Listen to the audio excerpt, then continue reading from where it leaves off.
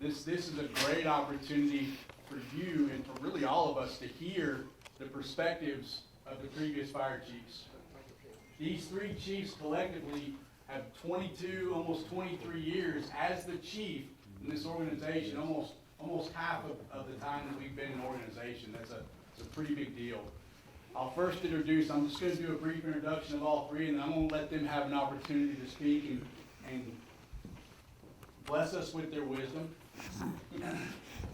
Chief Denlinger, Becky started in 1977 as a firefighter, and all three of these chiefs worked all the way up through the ranks. In 1997, she took the reins as the fire chief, and she served in that role for nearly 11 years. Chief Heaton, Sam Heaton, took the reins after Becky left in 2008, and he served as the fire chief until 2014. And then, of course, Director Kreider, Chief Kreider, took the reins in 2014, and then he went on to become the director in 2020. You know, and so it's very interesting to see what they've done after their careers here in the fire service. Chief Denlinger went on to be the Deputy Minister of Public Safety in British Columbia, Canada, that's a pretty big deal. That's awesome. And she's recently retired from that as well. Yay. Yay. Chief Heaton went on to obviously be the Public Safety Director, and Chief Kreider is currently serving as the Public Safety Director. So I won't take too much more of the time. The kind of the form we're going to go with here is we're going to give them an opportunity just to share whatever they want to share, and then we'll open it up for questions. So y'all take advantage of that opportunity to ask questions, and then we have some questions too if things start stalling out. We'll probably go for about an hour or so. We'll take a quick 15-minute break, and then we'll come back and finish up. Good? All right, thank y'all. Go Becky. Go Becky. Go Becky. Actually, not meaning to correct Mike or anything like that, but just in case you labor under some delusion about what I was doing in British Columbia. First, I served as the fire commissioner, which is the sort of like the state fire marshal, only in Canada they're called provinces. It was the provincial fire commissioner, and after that I became deputy minister of emergency management. So I know something about risk reduction, and I know that's the key to success. Actually, I think everyone in the room knows how hard it is to know you're most successful when you keep something bad from happening, and you don't even really know that you were able to do it. So it's not as rewarding as a career as running in and putting the flames out and getting tangled up in the ductwork in the back bedroom, as True. I'm saying. No, it's not. We were talking about close calls on the way in. But anyway, I went up there and worked and in a different government and a different system. And just so you know, whatever you're doing right now in this fire department, it was my experiences here. And not just with the work and the labor and the training and all those things that make it interesting and help you be prepared for those opportunities that arise. But I'll have to tell you, it was mostly the people. And for the retirees who are sitting in the room, so many of you, I've mentioned your names over the last 3 weeks. Marvin, you made all the difference in my career and my adult life because you were the guy that bothered to explain fire hydraulics to me. And how important is fire hydraulics? Well, it doesn't really seem like it when you're sitting in Marvin Hill's class. But it's later when you realize that to those confounding notions that are floating around and might stand in your way, somebody somewhere holds the key to you understanding how you can get on with it and do a better job yourself. And probably the message that I've tried to share with people the most is listen to each other, respect each other, and figure out what you can get from each other and do for each other, because not one of you is going to ever succeed on your own. I don't even care if you're a singles tennis champion. You still aren't going to succeed on your own. It's all these people that are the richest part of your lives. I agree. Randy? Well, we're No, done. Well, I'll first start by saying the chiefs that aren't here, and you talked about the number of years, Mike. You know, Chief Hilton started this, and when I say he started it, when you look at the history of the county fire department, going from some of the district days, which by the way went to 17 and 7 the other day, monster stations, if you've been to those. But I really like that they took those plaques from the district days that were there and left them up there. It gives you, keeps that history, which is so important to this department. Because if we look back, you went from district days, and Chief Hilton then was put in charge of combining all of those districts into one county department. And some of you guys, we talked the other day when we were meeting before, all of us live on the backs of the district day folks. And it's impressive that we still have communication and talk with some of you guys who were district day. And so for me, thank you. Y'all lived through no money or practically no money and did this job and built this department into what it is today. And we need not ever forget the history. Chief Hilton, I think Becky had a better opportunity, more time to work with him than I did. But I can tell you that he went through a lot trying to put this together. And if you're not familiar, the districts all had their little chiefs, if you will, and somebody had to bring it all together and be one chief, and that was tough. So I'll just say thank you to Chief Hilton, although he's not here. Thank you for what you did. I did not know Chief Wilson very well at all, and I know soon after he was appointed chief, he became sick. But he's still another one that is here as part of this history as a chief of this department. So it's, for me, truly an honor, a privilege to have an opportunity to lead such an organization. It truly is the best department in the state of Georgia. You know, people say in the nation, that's big. But I can say this, in the state of Georgia, I have no doubts this department is the best. And it's based on the people. It's not a chief that runs it. It's the people that make it happen. And y'all did it. And I can look back to and remember, like Becky's talking about with some of the retirees and Chief McClung. I know you were a big part when I was in recruit school, you know, coming out and his hair didn't even mess up. I don't know how he did it. I don't know. But it's really interesting today to see, I know you go to conferences and even in our department now with nepotism going, you see the kids of some of these. I know Chief McClung's kid up in Bartow or Cartersville, and he's leading the way. And so you get to meet the family of some of the people that brought us up. And I'll tell you straight up, Becky was my mentor. You have a lot of mentors as you're coming through the ranks. My latter part as far as in the administration world was Becky. And what she did for this department, a lot of y'all, you might not ever really see like we have an opportunity to see. I know Chief Tanks and I, Randy, we get to go across the country doing the Courageous Conversation class. It's amazing how far advanced this department is in a lot of ways. And a lot of that's what Becky brought to us that, I'll just be honest, as men, we would have never got. And so she changed the culture of this department for the better. And I think that continues on today. With that, I'll shut up now. So, Randolph. Yeah, and I'll share some of the same feelings that.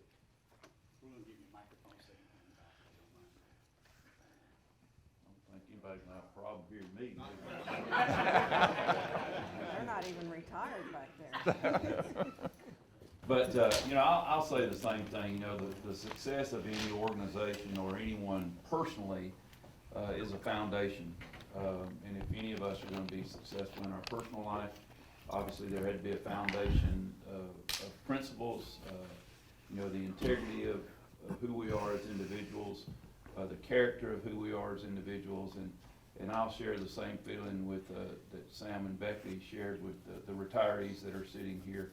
You know, I can look at a lot of you and remember some of the experiences we had working together. Chuck was my battalion chief, and Marvin was a captain in training when I came from Douglas County, and some of the others, Ted, I worked with him very close on the honor guard. And, you know, all of those people are people that I watched coming up through the ranks, both in once I came to Cobb.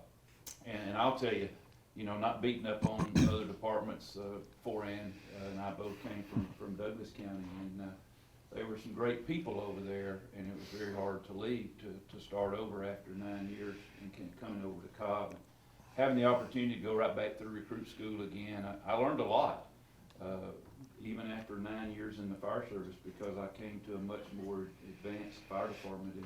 And like Sam says, I too have been across the state, served as a Metro Fire Chiefs president, and the District 7 Georgia Fire Chiefs vice president.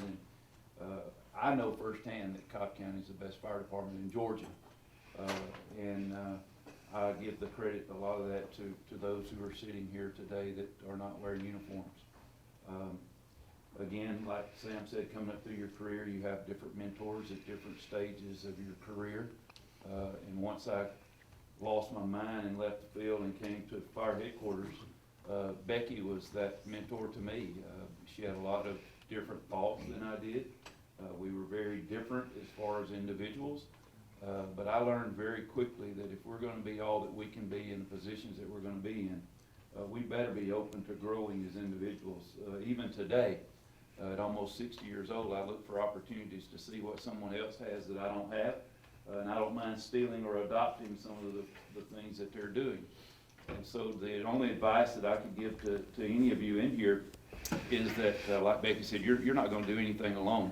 If someone were to ask me what I felt like my individual accomplishment was in my career, that list is very small. Because you can't do anything alone. You have to have people that help you along the way. And if I did have to say that there was one thing that I'm very proud of, is that I finally allowed myself to get out of the way and see the department, allow the department to do things that was not my desire. But I learned finally that this department is way bigger than me. You know, I never thought that we would be allowing, well, this is pretty cool. I don't see many T-shirts. but you know, I was just proud of the fact that I was able to get out of the way and let the department do things that they wanted to do that wasn't my personal desire. Now, of course, there had to be some parameters around that. But that was just another example of how we all grow as we come up through the fire service. And you know, Melvin Holton is one of those mentors that he probably don't even realize it, that I listen to Melvin. I can rattle you off some of the sayings, and you're not what you think you are, but what you think you are. And following the path of least resistance is what makes me and the rivers grow crooked. You know, I listen, and if I had to contribute anything to being where I am today, is that I listen to people, I watch people. And I didn't get to where I am by myself. All of you have, the ones that I look at, the retirees, you know, I can sit and talk to Tobe for hours and hours and hours about how it was back in the district days. And there's a lot of wisdom for those people that are sitting in this room that I tried my best to capture all that I could. But this is the greatest career that anyone could have. Know that you're not going to retire wealthy. But there's a lot more to life than retiring wealthy. It's retiring happy. We'll talk more about retirement, I'm sure, as we move along. But Mike? You want to put that leg down. You're aiming right at Cunningham. Sorry. And I will say this. You know, I will say this, that the reality of moving through the ranks, it almost seems like every time you get promoted, you're becoming further and further away from what you signed up to do when you first came to the fire service. And as I sit where I am today, I'm like, man, have I lost my mind? But there's nothing like being out there in a fire station and having those relationships vacating together as families, as individuals, and the camaraderie that's built, those relationships last forever. There's just not enough that you can say for what the fire service provides us as individuals, because the relationships you build are lifelong lasting. I mean, it lasts forever. But anyway, Mike, go ahead. Thank y'all.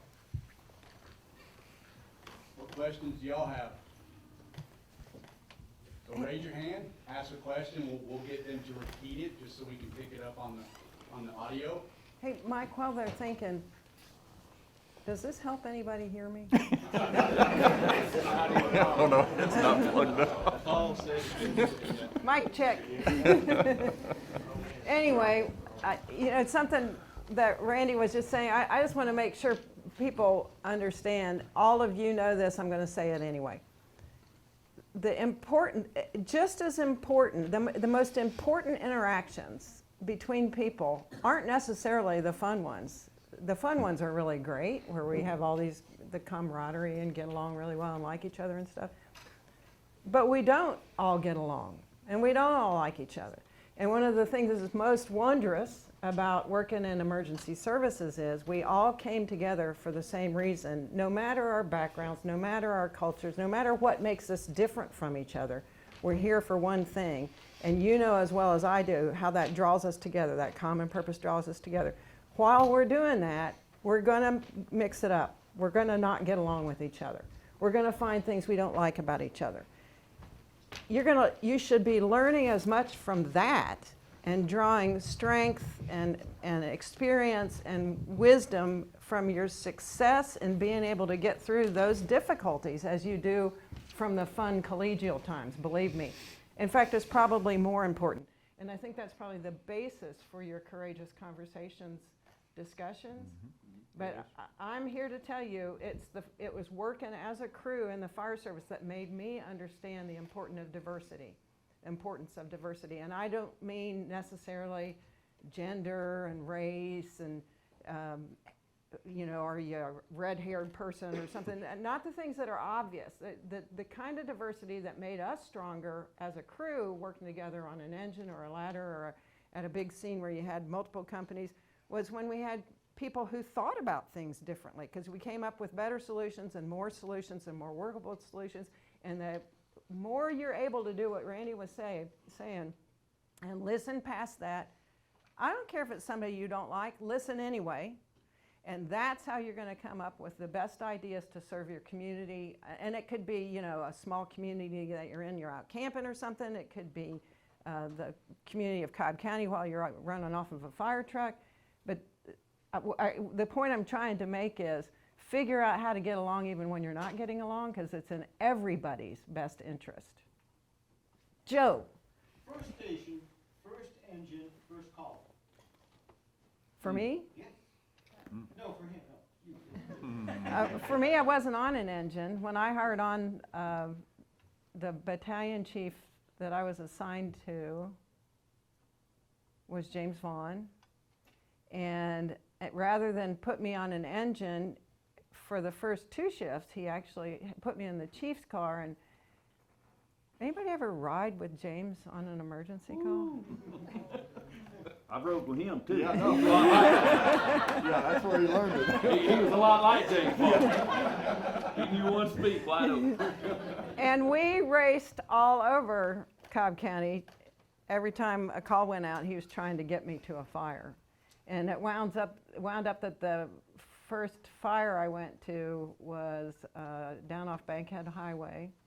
In the meantime, James had shown me the SCBA that was on each of the engines, and he showed me how to use it. And so when we pulled into the driveway, he said, put that SCBA on. By the way, he was confident none of the firefighters inside were wearing it. They weren't. Put that SCBA on and get in there. And so that's what I did. That was my first fire and my first call. And I have James to thank for making sure that I knew the importance of always wearing an SCBA. I want to add, Joe, too, it's interesting, we were talking the other day, so, and I know some of you guys experienced it as well, but when I hired on, there wasn't a recruit school right when you hire on. So I celebrated my 1-year anniversary in recruit school. And I'd already driven the truck and pumped on a fire before I went to recruit school. And your first couple of days are in blue jeans usually. I think Becky and some of you others, there wasn't a recruit school, I mean, for the longest time. So it's kind of interesting how we have evolved to, you don't go to the field unless you've had recruit school, EMT training, and all of the training before, where before you just hired on and went at it. And I know a lot of y'all experienced that same thing, which was, it was kind of interesting, but again, it lends itself to the people. In her case, James Vaughn. In my case, there were several at Station 1, whether you like them or not, but like Dennis Buttram, Greg Whites, Alan Gibson's, Chuck, many of us, we had to work together. I mean, and somebody took you under their wing and said, this is how you do it. And if you didn't do it right, chiefs back then, they weren't as nice. They said bad things to you, and you listen to that. You know. So it's just interesting how it's evolved, even from my perspective. Not to mention from Becky's and some of the retirees that are here, how you've seen it change. So Joe, in the first year anyway, I was on a house fire in the 1st Battalion, and someone gave me a hand line. It was one of those defensive fires, but I managed to shoot my hand line over the house and hit the battalion chief standing on the other side, and that happened to be Mr. Tobe Kennedy. And he was actually nice about it after a bit. Yeah. I think he... Yeah. I was very similar to it. I started in 1981. This October will be 40 years. It's unbelievable how time flies. But very similar. I was the only person they hired with the city of Douglasville, and our current fire chief at the time had just retired as a battalion chief from the city of Atlanta. And I went to work there in October, and it was the following January, 4 months before I went to recruit school, and so they sent me down to the city of Atlanta because they weren't going to do a recruit school for one person. And so I went down to the city of Atlanta, and I was one of 3 white among 30, and 27 blacks, 3 whites, and my name was AWB, average white boy. That's what they called me, and I had a blast. You know, I thought, man, this is the greatest thing in the world. And same thing with them. I'll never forget that first structure fire went on. It was probably December. I went to work in October, December. Hadn't been through recruit school yet. And very similar to what they said. Well, they had SCBAs on the truck, but nobody wore them. And I had a captain who I was fortunate to tell me, you are not going in there without an SCBA on. Although he was right beside me and didn't have one on. But I was very fortunate that I had a mentor there as well. But it was a blast. But to see where we've came from over 40 years in the fire service, it was all about, you know, fighting fire, which today, that is still the bread and butter of firefighters, but it's the least amount of things that we do. You were to ask these guys on the front what percentage of our calls are structure fires. It's less than how many percentage that you can put on your hand. But still the bread and butter of what we do. And going from Cobb County Fire Department to Cobb County Fire Emergency Services, I think was the first step for our department to expanding to the mentality that all we're here for is to fight fire. Been a great career. I wouldn't give anything for the career that I've had, not because of any position that I was ever in, but because of the fun. That, believe it or not, we had fun at fire headquarters. A lot of you may not realize that, but we had fun at fire headquarters. And I always had the philosophy that when I quit having fun, it's time for me to go home. And I'm still having, well, let me be careful. A lot less fun than I used to have, but anyway, it's been fun. It's been a good time. Do you remember what you said when they asked you to slide down the rope out of the ladder? Not exactly. What did I say about it? You know, you climb back up it too. In fact, I think I regret having said that because then I had to do it several times, which is tiring. She was kind of surprised in her younger day, I can tell you. Weighed about 98 pounds when I inherited her. Yeah, Is that about right, Becky? yeah, it is. Joe, you were asking about that first day, first shift. Actually, some of my the memories that are strongest from that first day are I showed up for work and Chief Hilton had asked me not to tell anybody. Like, I guess he thought I was, I don't know, I think he thought that I was going to call the media or something like that. But I wasn't interested in that at all. It never occurred to me. But when I showed up at Station 1 for my first shift, 3 different news outlets were set up in the parking lot. Chief Hilton called the media, which I understand completely. But so that whole day, I was followed around by all 3 of the active news channels there in Atlanta, and they followed me to TNT uniforms. I think that's where it was, wasn't it, Toby, to get uniforms? And the smallest pair of uniform pants they had, they took them in at the back so that it looked like one pocket across them. And that was my first pair of uniform pants. Crack pocket.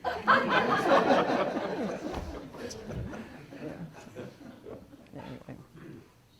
Would you go have something? Becky, how did you always know people's names when you were? You know, somebody asked me that the other day. I came by that honestly.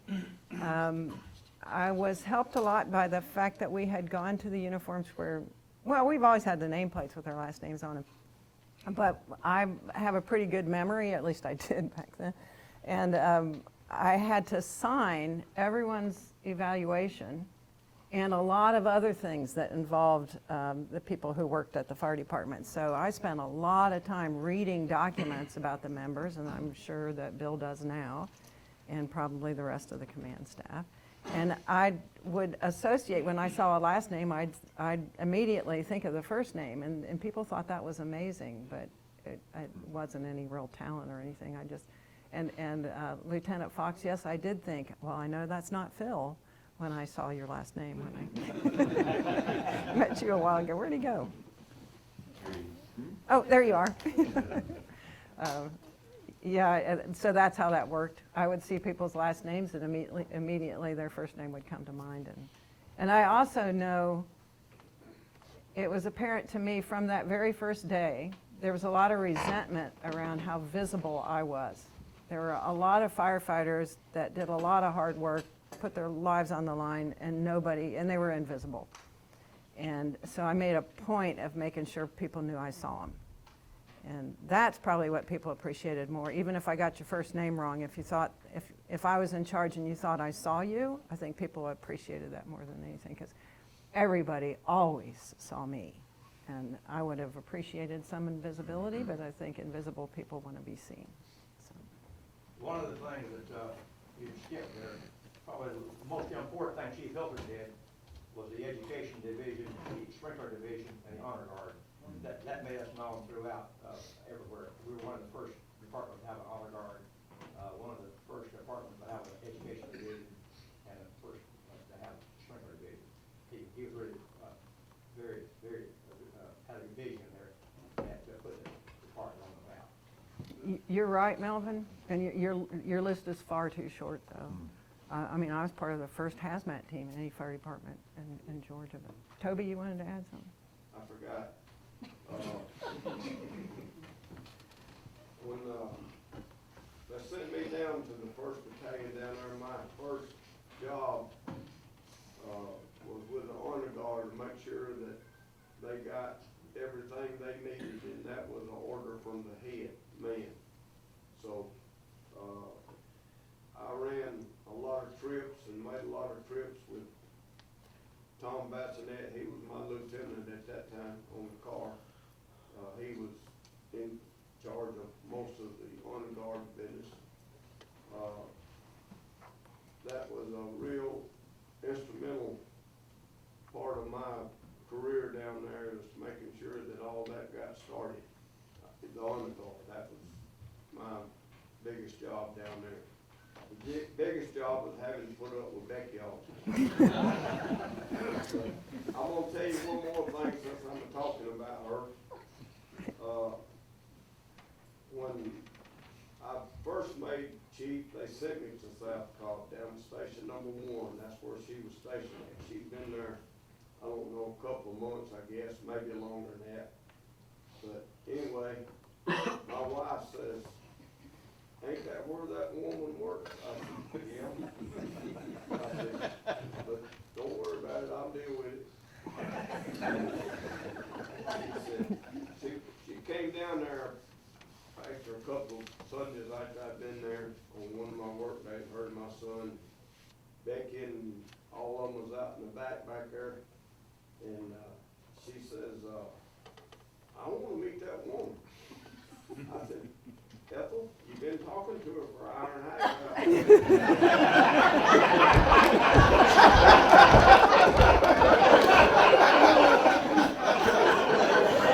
God, that happened all the time. At that time, she was the first lady, woman, that was in the fire department. You know, it was something strange, you know, back then for a lady to be in the fire department, but I tell you, she was tough. That didn't look like any lady you'd ever seen either. So I had to cut my hair to regulation. There was no ifs, ands, or buts about that. And so because I'd never worn my hair short before, I didn't know what to do about that. And a friend of mine's mother decided she was going to give me a perm. So I looked like a, I don't even know how to describe how bizarre. It was pretty bizarre. And I was skinny as a rail. And I would be driving the truck, and people would pull up next to us and look at me like, "Oh my God, somebody's kid has stolen it." It was hard to get any respect around there, Sam. So you bring up something that, you know, that as we move through the fire service, you see a lot of things that stay around for a long time, and you see a lot of changes. And some of those traditions and things we need to hold on to, and sometimes we need to let go of some of those things.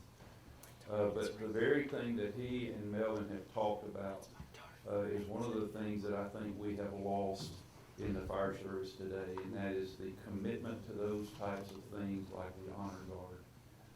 And there's a lot to be said when you say honor guard. And I will encourage all of you who are currently in the Cobb Fire Department today. The biggest reason that I continued to stay with the honor guard and actually became the honor guard commander was because of those guys.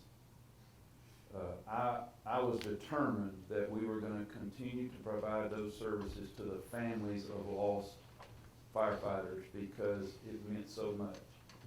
And I get very disappointed in today's environment where if you're on the honor guard, you expect to be paid.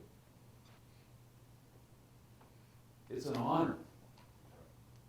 It's a privilege to serve in that capacity because you're giving so much back to people who have given so much of their life and their career.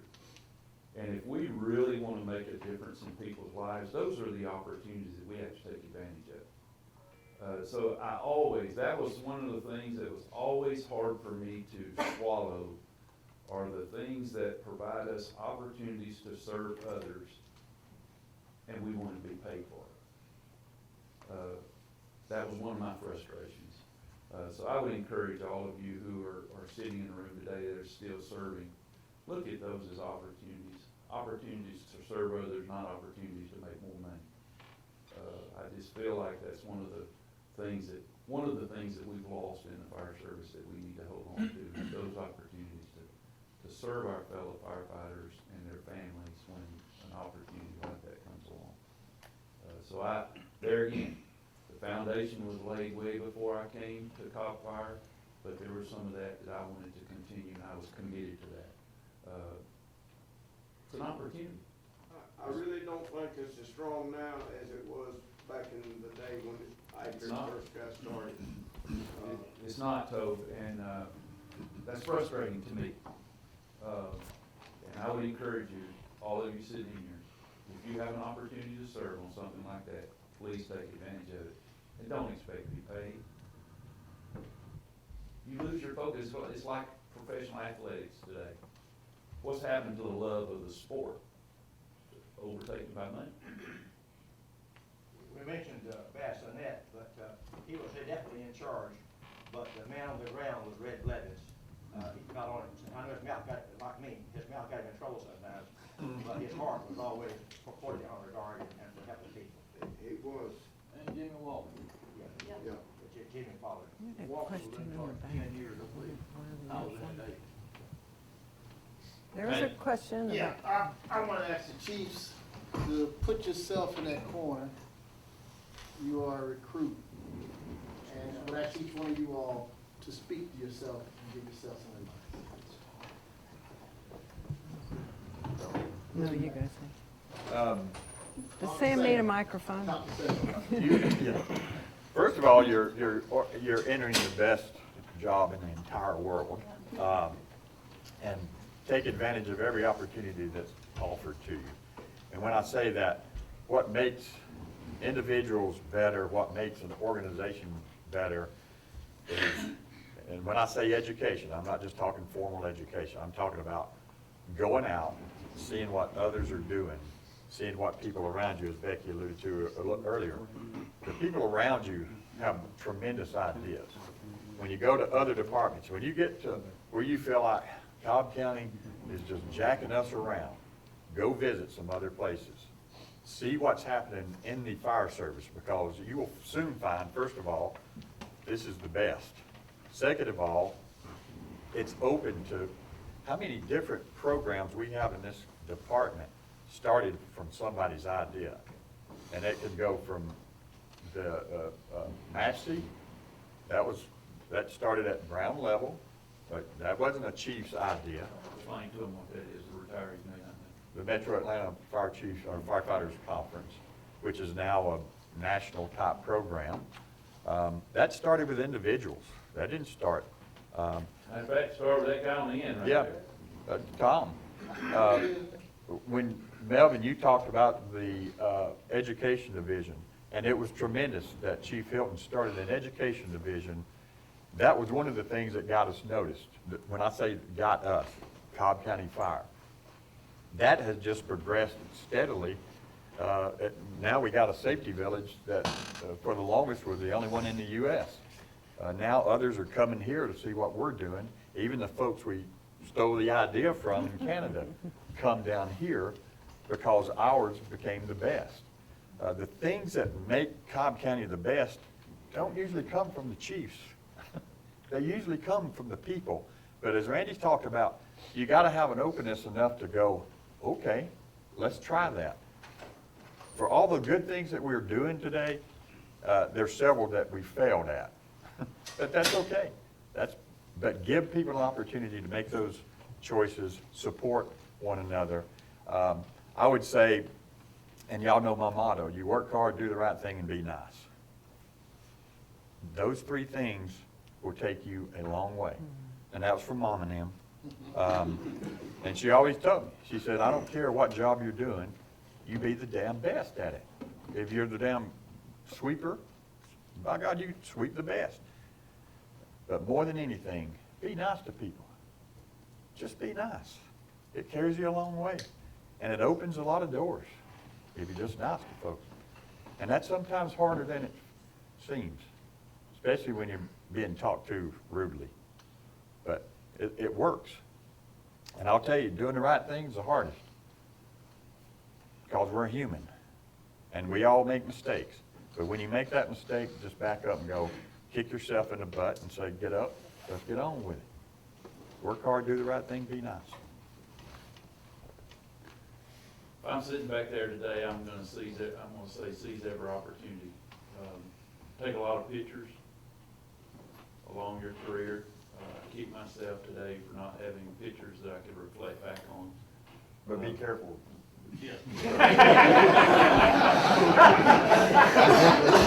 Appropriate pictures.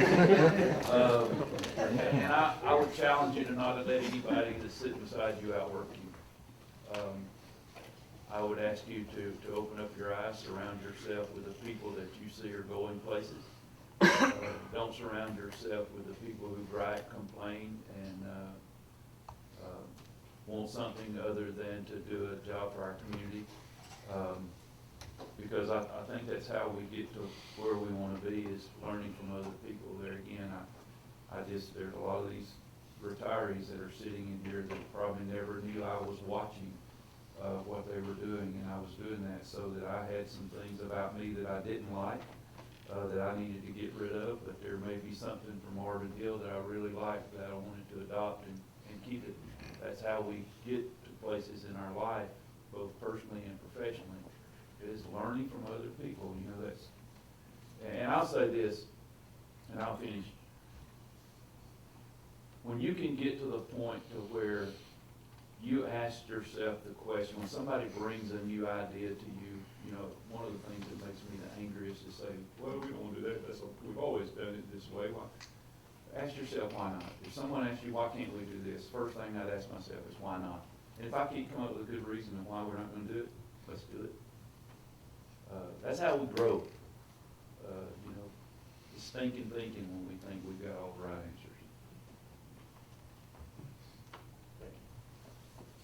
That's a really tough question, and we'll get you in just a second.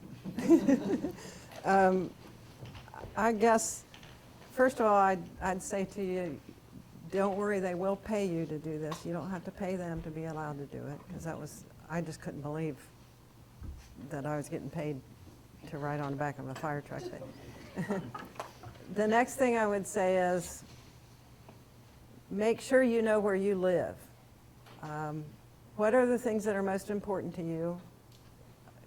Sort of boil those down to the principles that will guide you in your life and stick with them. During the course of that, you're going to have to stick up for yourself. Nobody else is going to stick up for you. It's your job to stick up for yourself. You got to be nice while you do it.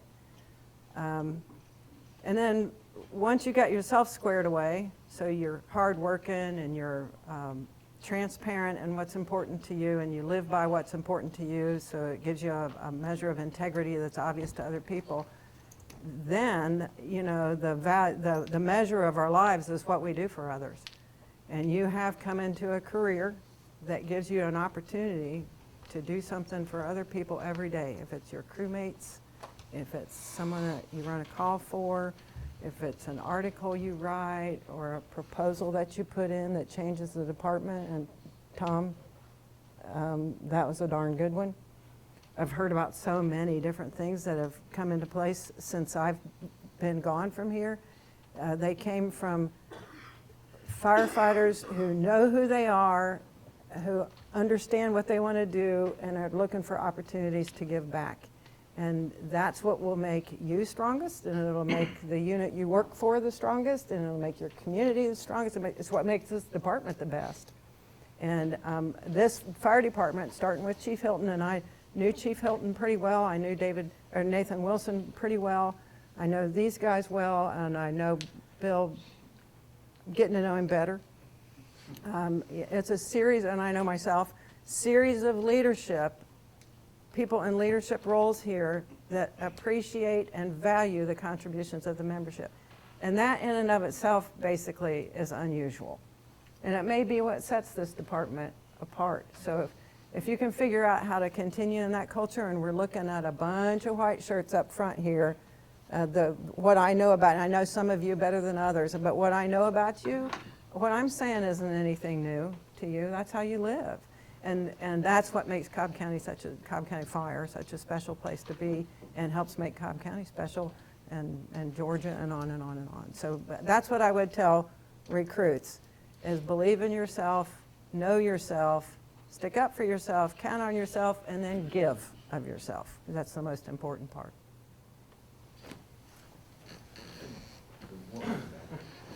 So, Michael, I guess to preface, as organizations evolve, you see a lot of the mission statements and vision statements change as well. So my question is in the experiences you've had outside of command staff and in the field, is there anything you would change in the design of the mission, vision, or cultural commitments and core values from what we currently have?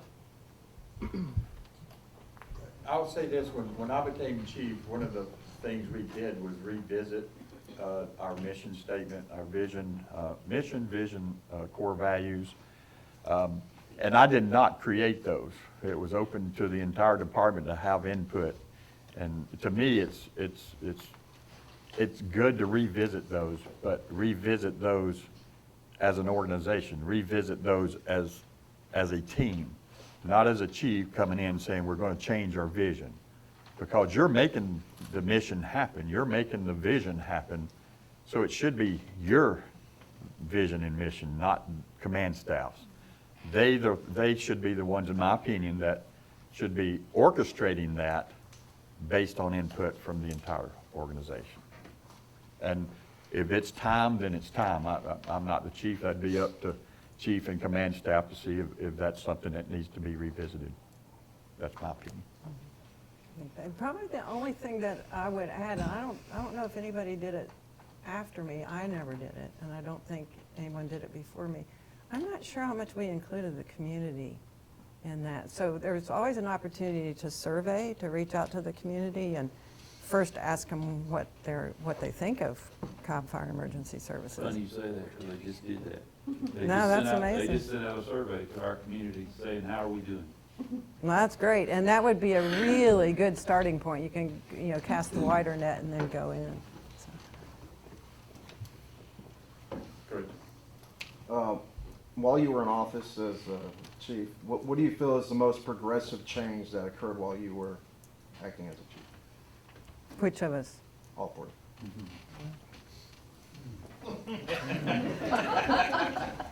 While they think. I don't know if it was progressive. We talked about it the other day. It's kind of interesting. I remember, we're talking about Station 29 finally being built. We just got Station 1 in the last, couple, 3 years. These were things the three of us and Ellington were talking about in 2001. Strategic planning is a key part. Now, nobody likes how slow government works, but planning puts it all on the map, and it lets your organization know, it lets the elected officials know, it lets your team know what the plans are. But I'll say the funny thing, and Randy and I laugh about it all the time. So when Becky left in January of 2008, I worked as interim till May. And then when I was appointed, they said, you need to cut your budget. So I think when she left, you said it was around 82. And I'd have to go back and look, but my first year, it dropped to about 70 million. And we had to immediately start cutting positions. When I say positions that were on the books. We did just get the safety village. It was already on the books and being paid for. So that was some money that went, and then from there, for the first 3 years, it was cut. We did furloughs. It was horrible. And then when I was left, the gates opened. My name's Jimmy, I take what you give me. So I went to work as the director, and then we started talking about, we got to cut. And Suzanne, y'all remember, we were going, oh my God, here we go again. Fire's rolling in money, and PD's crunching. And so again, I'm going, we're fighting the fight for police cars, for specialty pay or education pay, and all of these things. And when I left, I was done. When like Randy said, you work until it's no fun no more. And by gosh, he took that, and look at it now. Got millage rate increases coming. We got all this stuff, lost money, and I'm like, but to answer your question, I felt like my career as chief and even as director was survival. We weren't able to do a lot of the things, but we did a heck of a lot of planning and things that we see coming to fruition even today were things that we talked about even in mid-2000s. And how many times did Bill say to us last week, that he felt like his main job was to keep it on the track. Sammy, my hat's off to you for steering through those tough times. That is no small thing. I saw Chief Hilton do it, and now you've had to do it in your turn. That's the hardest kind of leadership, is to keep things together when they're falling apart. Well, I'll say, and you guys, I want to commend, when I became chief or deputy chief, I had a group of folks like Chuck Carter, Bob Ferran, and I don't know all the others that were battalion chiefs at the time. I could have never done the job. At the time, there was only 2 deputy chiefs. And the deputy chief had the battalions and all the special ops, the deputy chief of operations. I could have never done what I did without support like that. And I can name them, almost every one of them off. And y'all remember Kmart Johnson coming in.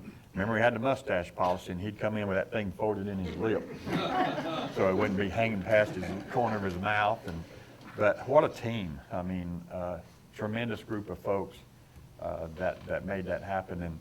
And I can sit here, and one we often don't talk about is our administrative staff sitting right here. There's no way I could have survived. And Linda had gotten, if y'all remember the movie or the show MASH, where Radar Colonel Potter would come in and he'd read his mind. That was Linda. I'd come in, I wouldn't even have to say anything, and Chuck them knew it. I would have been dead in the water. Yeah, she was. It was like she read your mind. You walk in and she'd go, here it is, right here, and here's this time that. The people that were around me is what my success was, truly.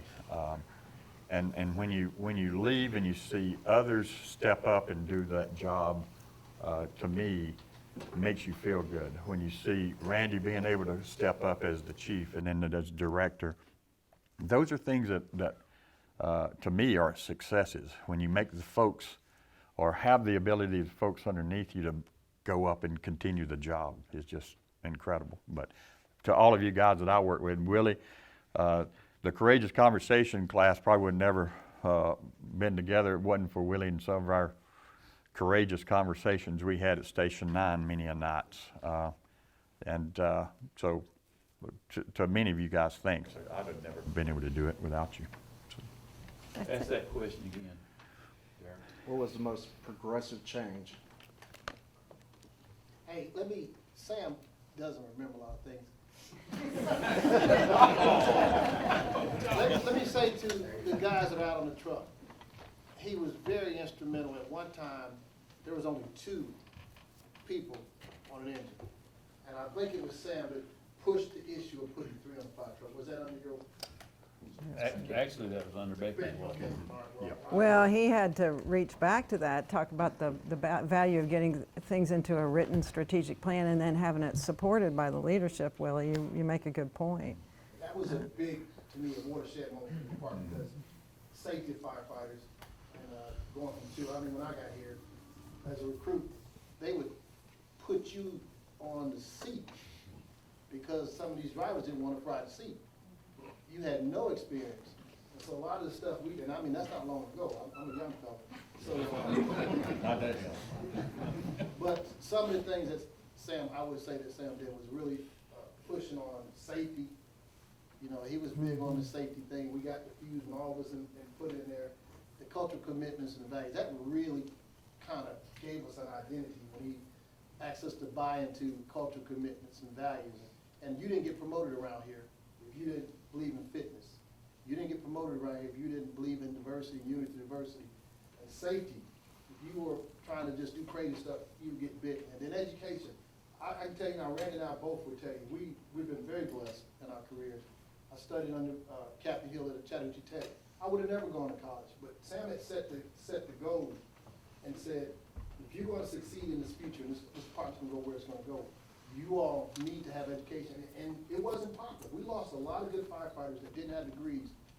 I can think some great guys who knew fire backwards and forwards, but they did not buy into the education and they didn't get promoted.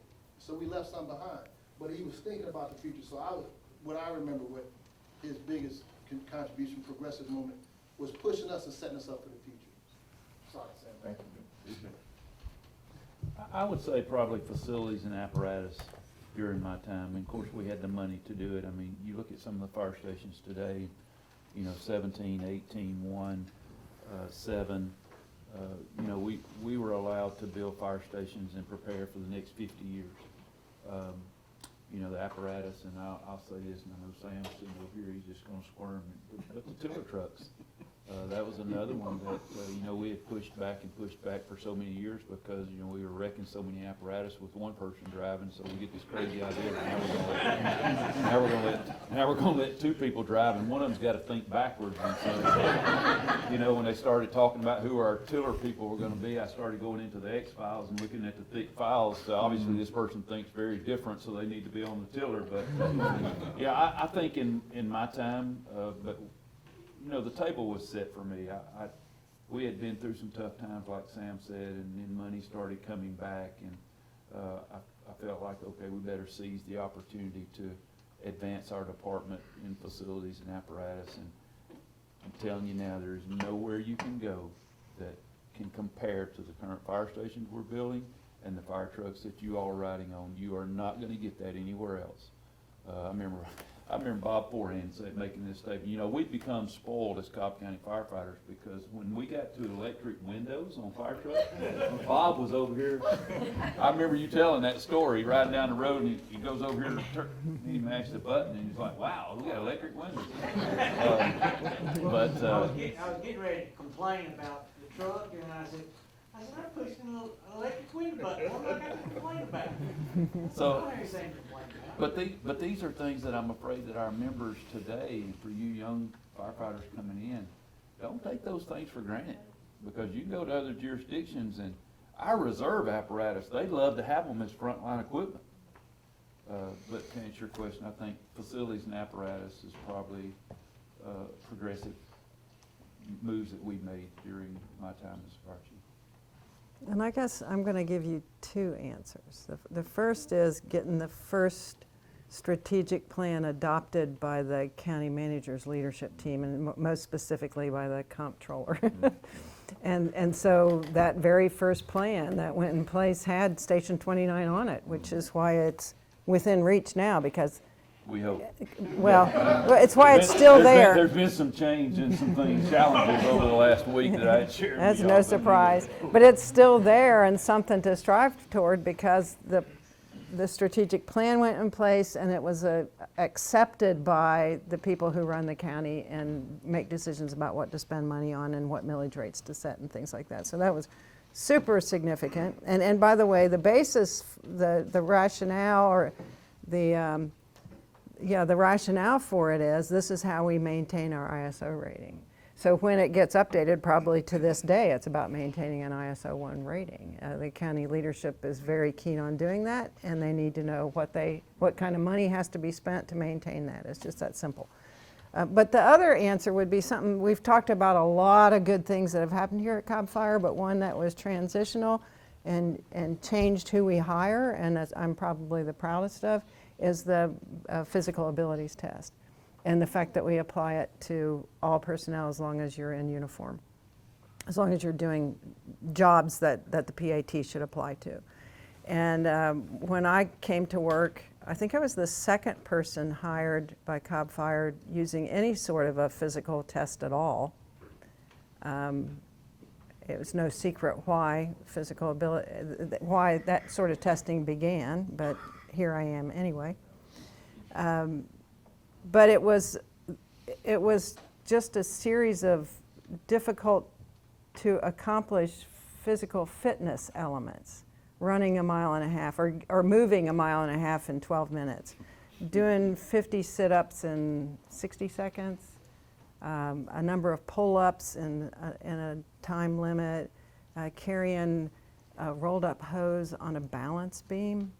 Anybody ever had to carry a roll-up hose on a balance beam on the job? So what I was keen to do was to make the basis for how we make sure someone's competent to perform the physical task on the job.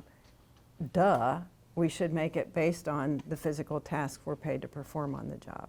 And so we brought in an industrial psychology firm, and the county supported us in doing this. and developed a physical abilities test right here at this training center, and some of you may have been involved in that, and set the standards by running everyone through it and deciding, we decided that whatever our membership the people that we were paying to do the job now, unless they were on probation, we had accepted their level of performance as acceptable in Cobb Fire.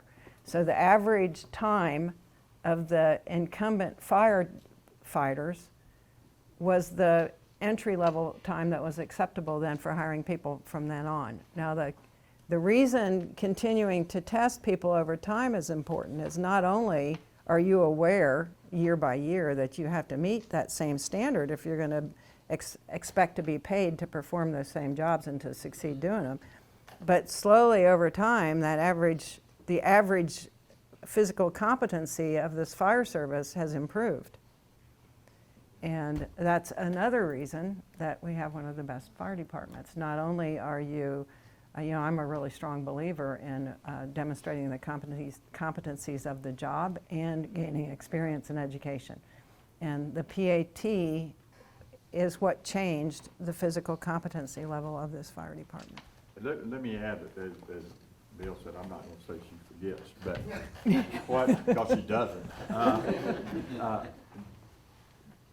One thing, and a lot of you, especially newer folks, don't realize the cultural change that this department went through when Becky became the chief. She was the second metro-sized department fire chief in the nation. That was a woman. That was a woman, yes, thank you. I forgot. That curly hair short. You know. I've been talking to you for years now, and I never knew.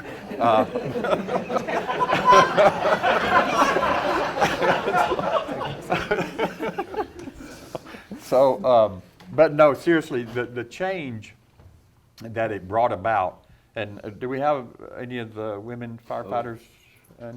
Okay, all right. What she did for not just in my opinion, the county, but the nation, she proved, yes, it can be done. She opened the door. I can tell you we had a major influx of women in the fire service when she became chief, because a lot of people from across the nation said, hey, here's an opportunity. And not only that, but the way she thought about things, let's just be honest, it was an all-white male department for many, many years. And when I say all, 99.9% white male for many years.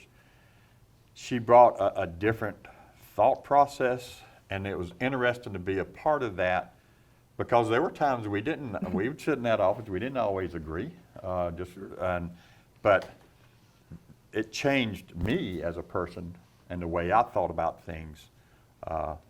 And to me, it made me not just a better fire officer, it made me a better father. I got 3 daughters. I thought about things that I never had thought about before. So, and it's hard to put in perspective the change that she's made.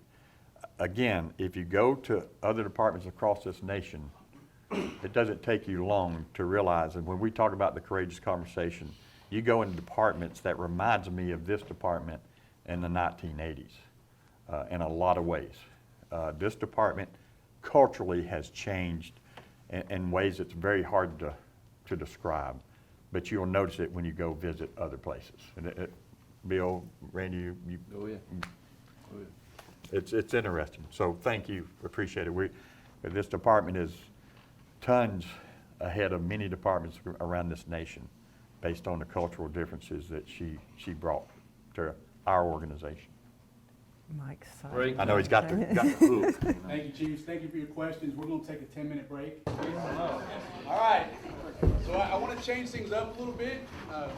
The turnout of the retirees was awesome, and they have as much to do with this organization as the Chiefs, and the Chiefs have clearly expressed that. So I want to take an opportunity for them to introduce themselves and the years that they served, because there's a lot of people in this room that probably don't know a lot of these retirees and didn't have the pleasure of working with them. And more importantly, the stories that you hear in the stations, now you may be able to put a face to those stories. So You gotta start with me. Absolutely. My name's David Myers. I came on in '85 on April Fool's Day. I showed you. And I retired in 2010. Tell them who your daddy was. Tell them who your daddy was. My father was Jack Myers. He was a battalion chief.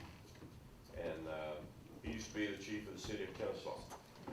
And then when they incorporated in 1971, then he became battalion chief of Kennesaw. And you told, back when I was a little kid, I'm not trying to say you're old. I'm a little older than you are. And of course, Luke is with us. Yeah, and my son, and my brother worked here also, Jimmy Myers. And then my son Luke, currently works at Station 10. And I'm sorry, Luke, I had to tell you. My name's Toby Kennedy. I went to work, Tobe, stand up if you will, they want to get you on camera.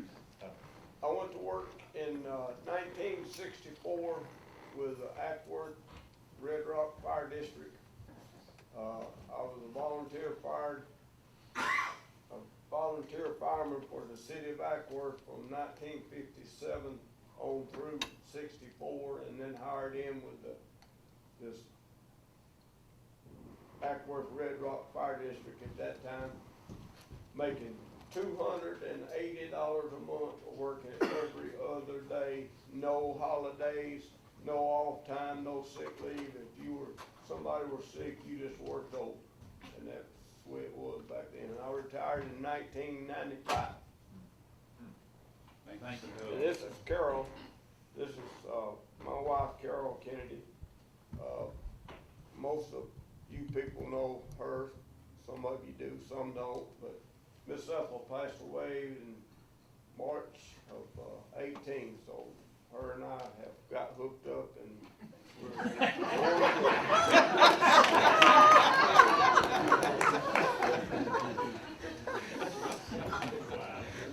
All right, for those who don't know William Tanks, served here 26 years, actually started July 15th, 1991, here.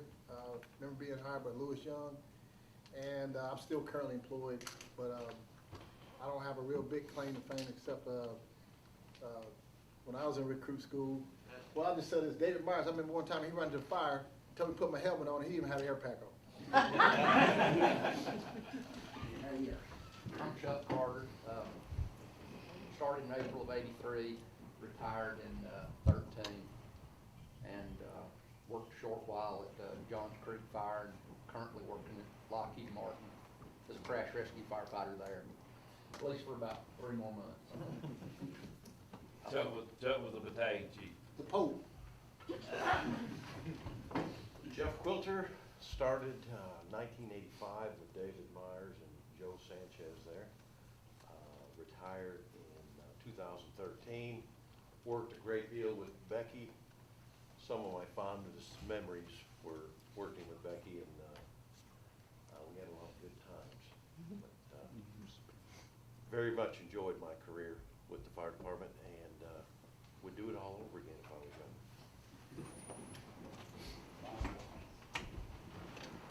young. I'm Bob Christner. I started as a firefighter in Prince George's County in '82, and then came down here to Cobb in '98, and was the oldest recruit that Cobb ever hired at 37. And 22 years later, I just retired. 2020, started COVID, and I've been working for the health department since. Hi, I'm Bob Foran, and I went to recruit school with William Tanks in 1991 because Lewis Young hired me. And he interviewed me twice. The first time he interviewed me, I was working for Douglas County and trying to get on with Cobb County, and I didn't say all the right things, evidently. The second time he interviewed me, he said, so what do you like about firefighting? And I thought about it a lot, and the first time I interviewed, I gave him the, well, I like helping people and all that, which is good stuff. But the second time he asked me, I'd fought some fire. And I said, I'll do the EMS. The EMS is an essential part of the job, and I have to do it. And I'll do it as well as I know how to.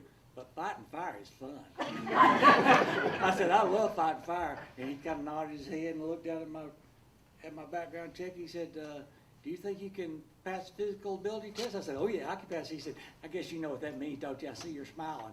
I said, so he hired me, and it was the greatest job best job I could ever hope for.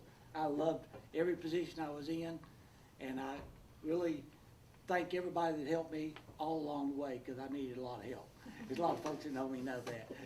Thanks. Todd, you can't hide back there. I'm Todd Broom. I hired in 1990. I'm I guess a recent retiree, 2020. I went through recruit school with Randy Kreider. With Sam, was my lieutenant for years at Old Station 9. And with Becky, I worked with her when we transitioned from carbon paper to computers. So, and her famous thing that I remember her saying during that process was that the computers that were coming out, which they weren't really, but the computers that were coming out weren't to make our life easier, to make the reporting easier. It was just to prove our job and to make basically what she calls strategic planning easier to explain and prove. And the one good, I have several stories about Sam I won't say, but I do have one about Randy that I can say. When we first hired on, we had the PAT or the PT test, and you had to do that 1.5 miles around a track. And as long as you kept moving, you didn't have to run, you could get it done in under 13 minutes.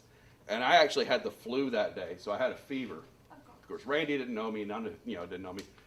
But I figured if as long as I did a lap, I think it was every 2 minutes, I was good. So I just kept moving, hallucinating, whatever was going on. And I was on my last lap, had about 3/4 of a lap, and Kreider comes running up. Now he'd finished it in like 6 minutes, 5 minutes, whatever it was, just around it. And he came up behind me, beside me, running backwards. I swear he was running backwards. And he says, "Man, you got 30 seconds." I went, "What?" Because I've been timing this out. I should have almost 3 minutes left. He's like, "No, you have 30 seconds. You got to go." So I took off running and kicked it all the way around and got through the finish line. And Dale's just like cheering me on. And he's like, "Man, that was awesome. That last lap you did. What was that all about? You still got 2 minutes." I looked up, and Kreider had been doing that to everybody, going all the way through. But because of him, I did make sure that I did pass that one thing to get hired on. That was the most important thing. So I appreciate it. Thank you. Melvins Story, I was hired in 1975. Chief Nixon hired me and regretted it ever since. I spent 10 years in the field, extinguishment, and went 17.5 years in education, and enjoyed the education part very much. Enjoyed the other part very much, which I grasped what the vision for the department was after I got the education. I enjoyed it very much. Had a great career, made a lot of friends, and most of all learned a lot. She was talking about diversity. Learned a lot of good people, and learned some that weren't kind of like me. Needed a lot of help. So anyway, Marvin I think's gone, but I always I admired Marvin Hill for the testament he was to his faith. He always stood. He was bold. He offended some people, but he smiled. He made the Lord smile in his boldness for his faith. God bless you. Thought for today, Melvin. The thought for today: it's nice to be important, but it's more important to be nice. Sam, is that what you got there? You got one. You won't catch him flat-footed, I promise you. Bobby Daniel, I hired on the day that Martin Luther King was assassinated, so my first shift was very unusual. And one thing about working 24 hours on and 24 hours off, it was easy. When you woke up at home, you went to work. You woke up at work, you went home. That was the same way I was working.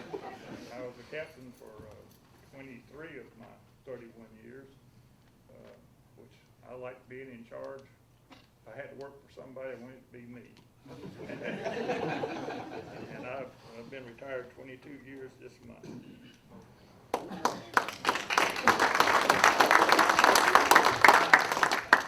Okay, So with respect to the chief's time, we've got about 20 minutes. So if you've got some questions, let's go ahead and throw those out there. They don't have anywhere to be.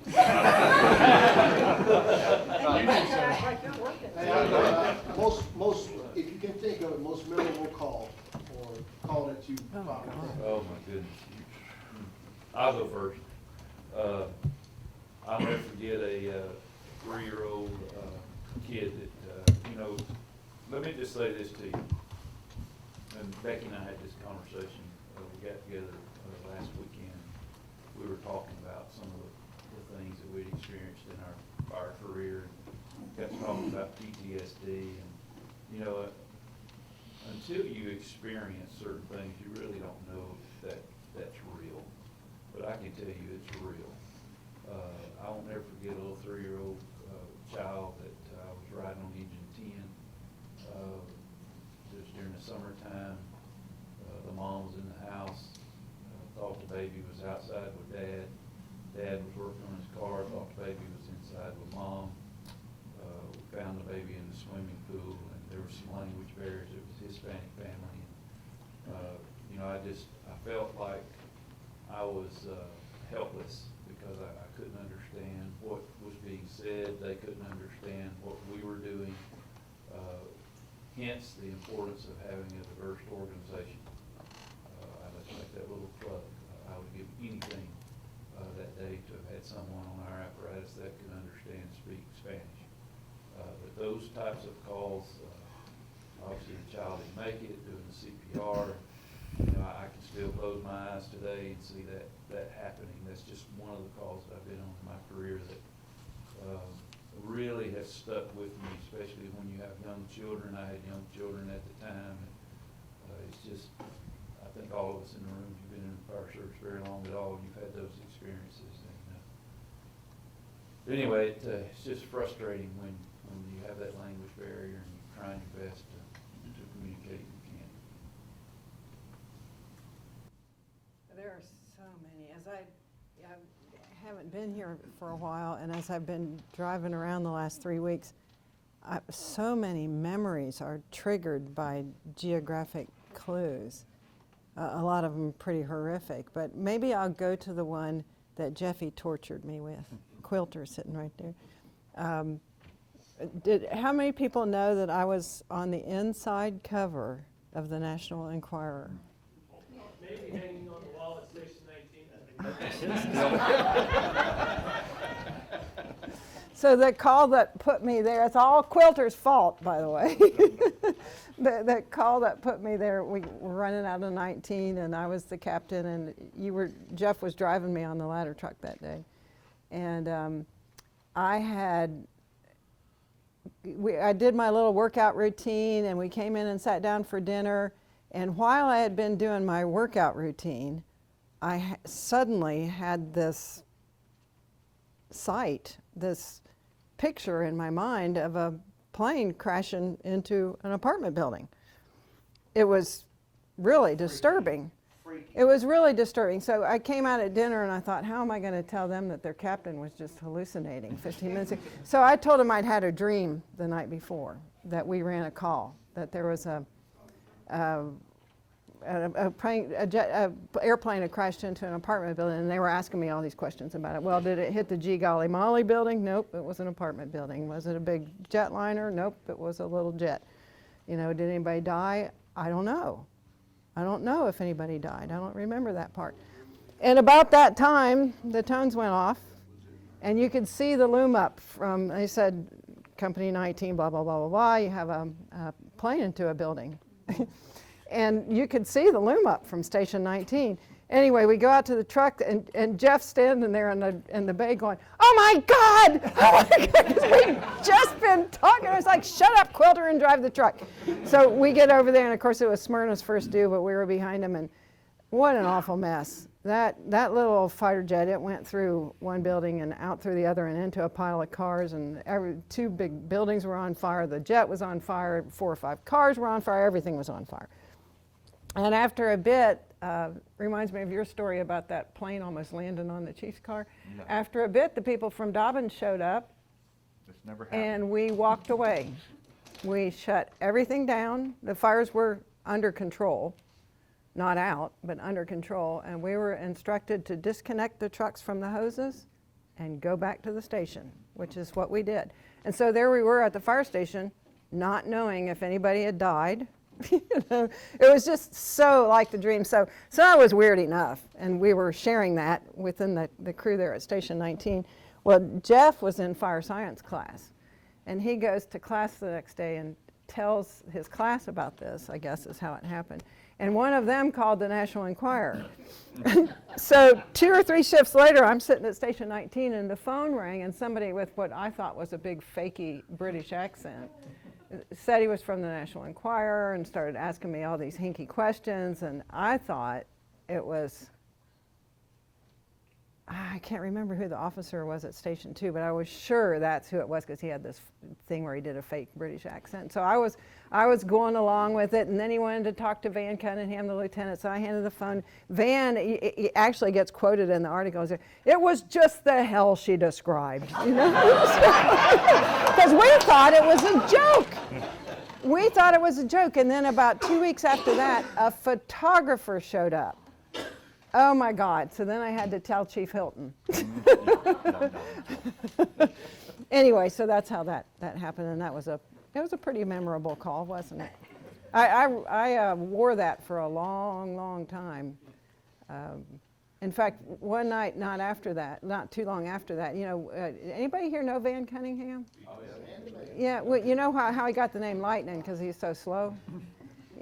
So I had this policy. I was the captain, he was the lieutenant. We would switch back and forth between the ladder truck and the engine. And when the engine ran calls on the interstate with engine 5, if Van was on the engine, they met in a certain zone. And if I was on the engine, we got a lot further. We got into 5's territory because I was out faster than Van was.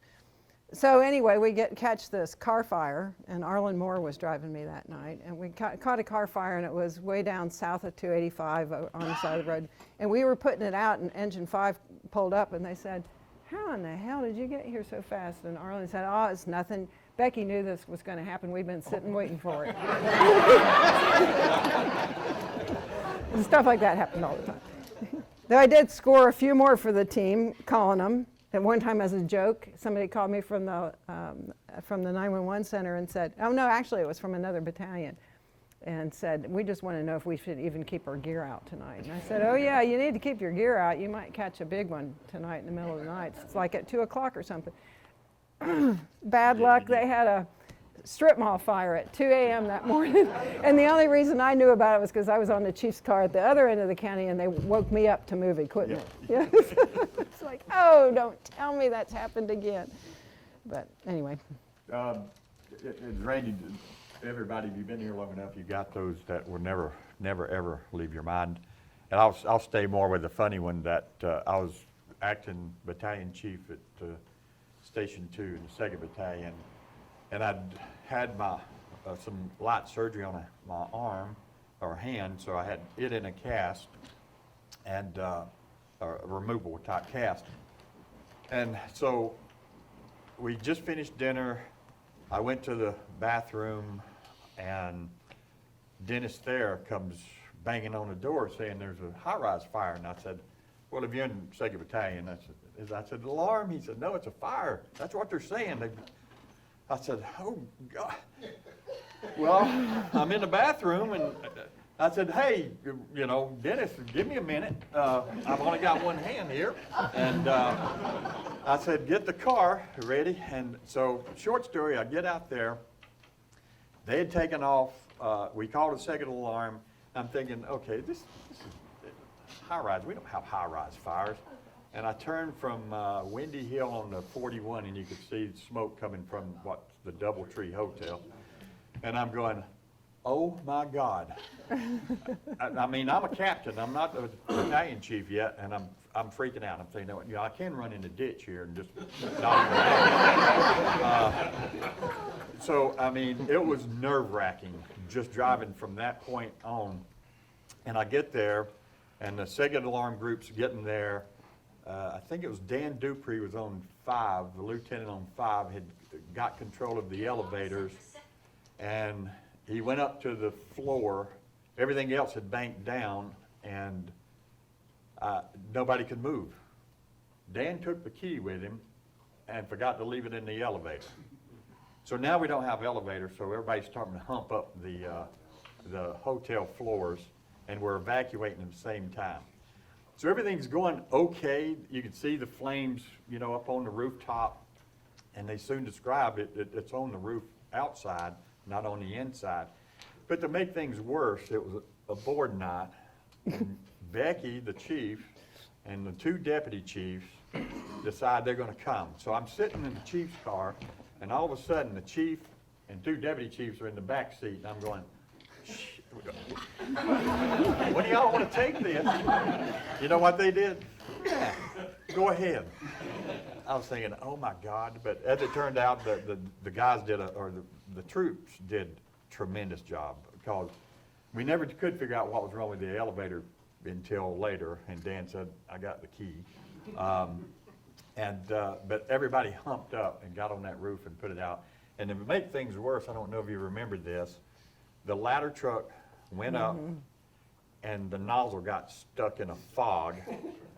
And people on TV, it was on the news, people were calling us going, you're not getting any water there. It looked horrible, because it looked like we were just spraying water. It was a disaster type of call. But the one thing I think more than anything is having them in the back seat at least made me feel like it can't be all on me.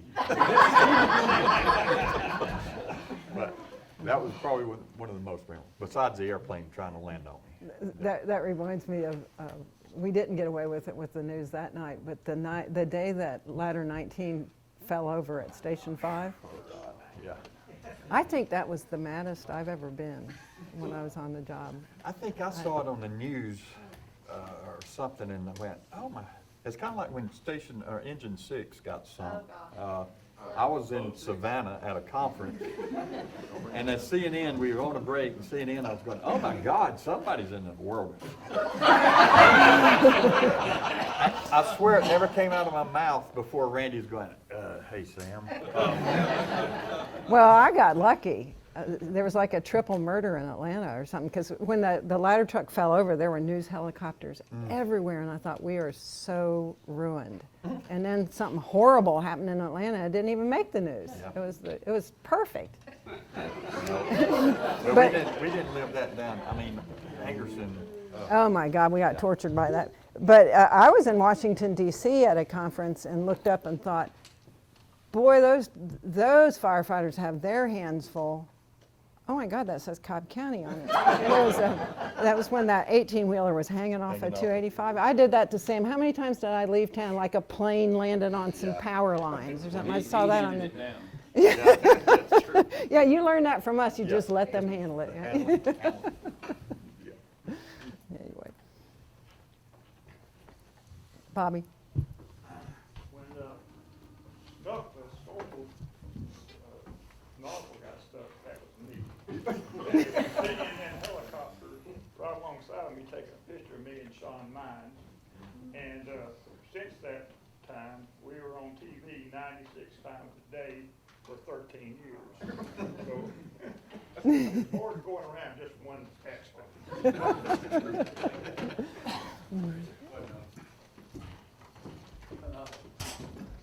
Back then, when I hired on, you'd swing, below me on a totem pole, you'd swing from, I was stationed at 19, you'd go all over the county, where we was a short one person. My first time to get to work with Becky, I was down at Station 1. They swung me from 19 to 1. I got down there, Becky had forgotten her sheets. Didn't have her sheets. Oh my Lord, I don't have my sheets. Well, I swung so much, I kept my sheets in my car. So I've got an extra set of sheets in my car. She couldn't believe it. I brought them in, and they were clean, so she used them. I got back to 19, everybody wanted to know, how'd you like working with that woman? I said, I have her between my sheets.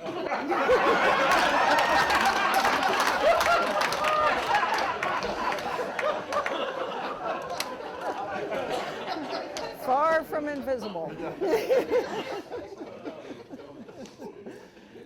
God. That's a great way to close. All right, we have a few more minutes. Any other questions for the chiefs? I thought I saw one over here. Must have missed it. I have a question. Obviously, at one point we were just a fire department that responded to fires.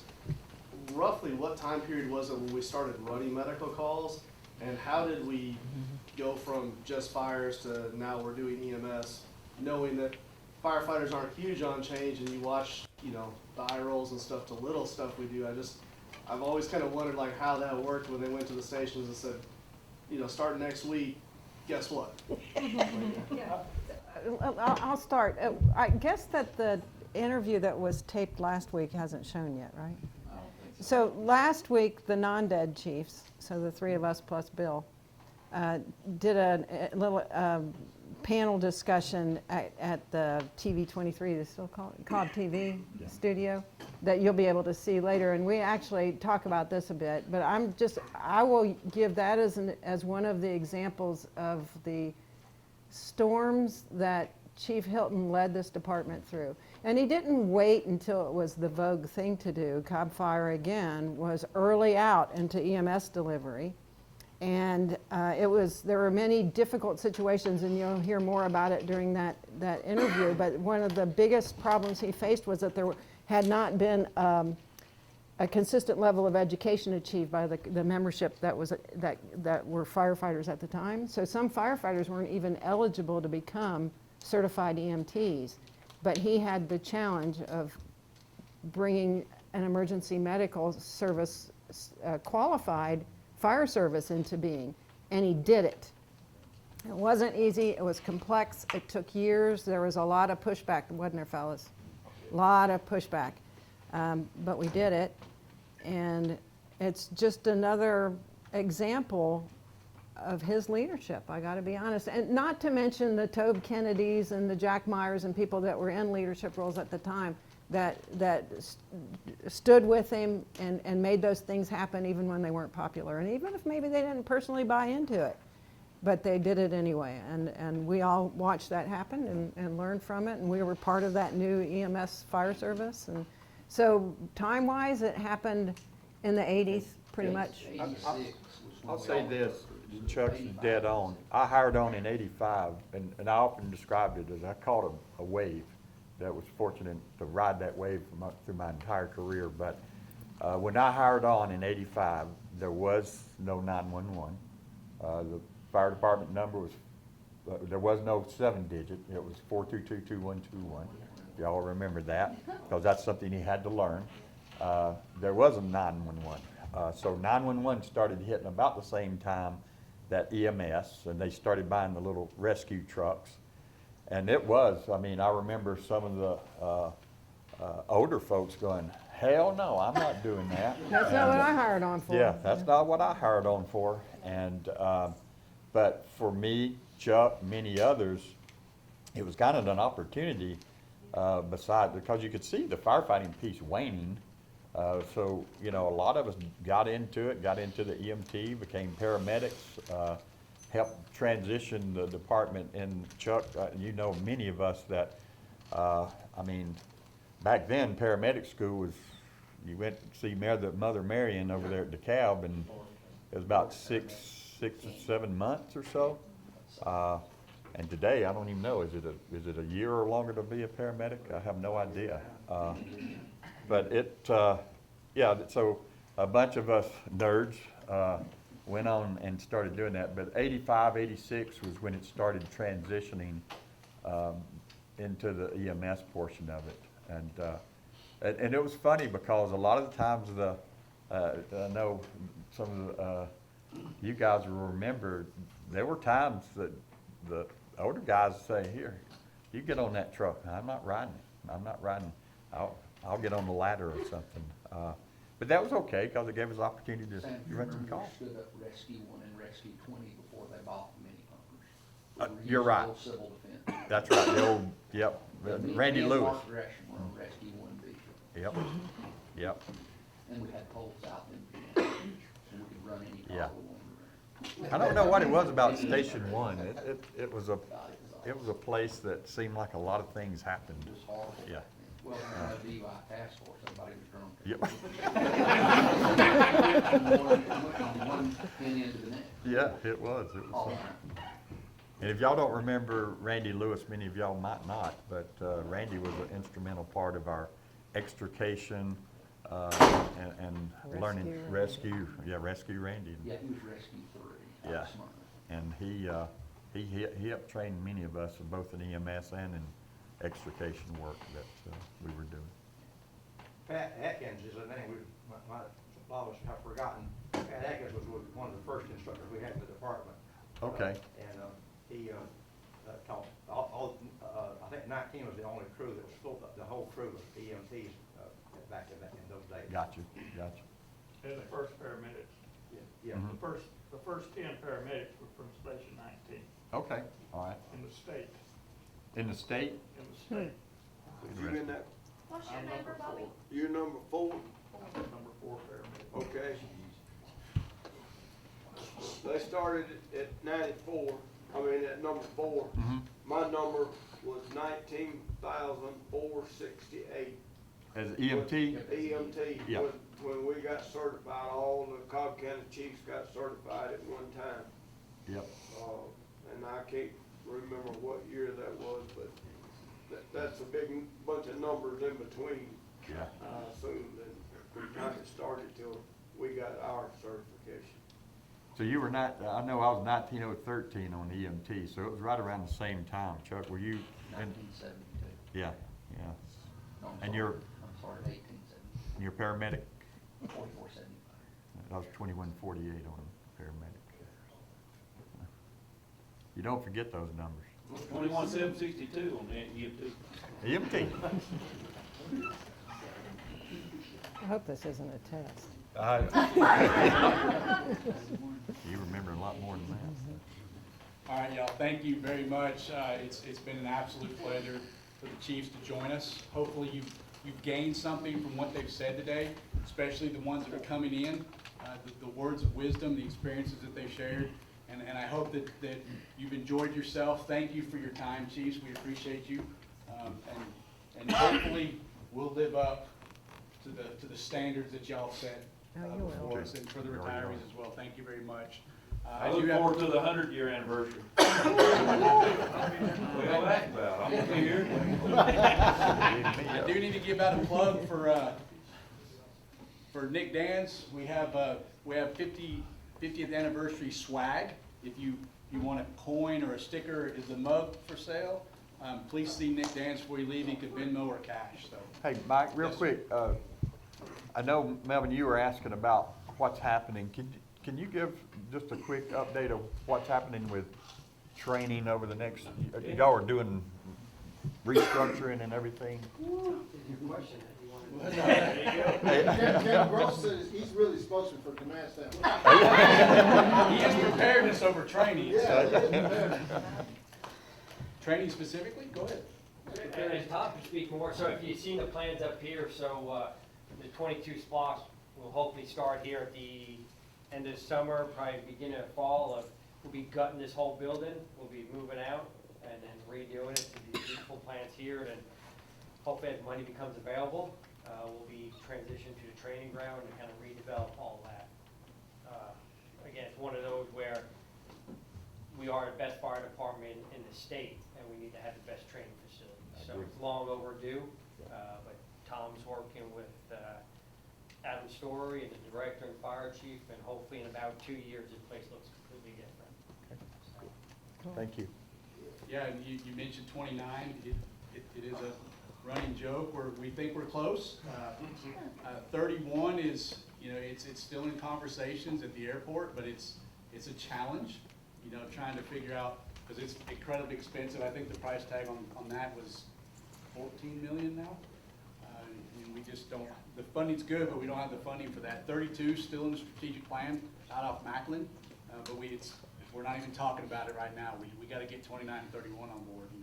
The fleet's changing. We're looking at some different configurations of rescues. We're still ordering tillers.